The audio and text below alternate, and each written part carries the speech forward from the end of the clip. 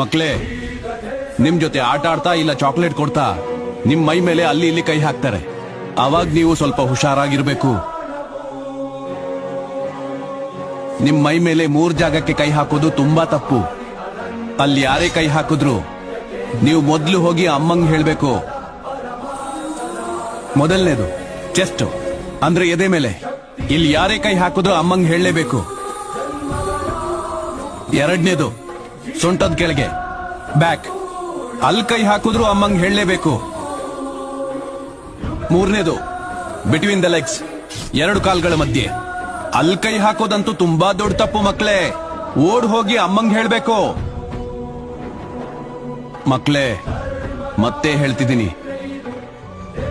ಈ 3 ಕಡೆ ಕೈ ಹಾಕೋರು ನಿಮ್ ಜೊತೆ ಆಟ ಆಡೋ ಸ್ನೇಹಿತರಾಗಿರ್ಬೋದು, ಪಾಠ ಹೇಳ್ಕೊಡೋ ಮೇಷ್ಟ್ರಾಗಿರ್ಬೋದು, ಪಕ್ಕದ ಮನೆ ಅಂಕಲ್ ಆಗಿರಬಹುದು, ಮನೇಲಿ ತಾತ ಆದ್ರು, ಮಾವ ಆದ್ರು, ಅಣ್ಣ ಆದ್ರು, ತಮ್ಮ ಆದ್ರು, ಕೊನೆಗೆ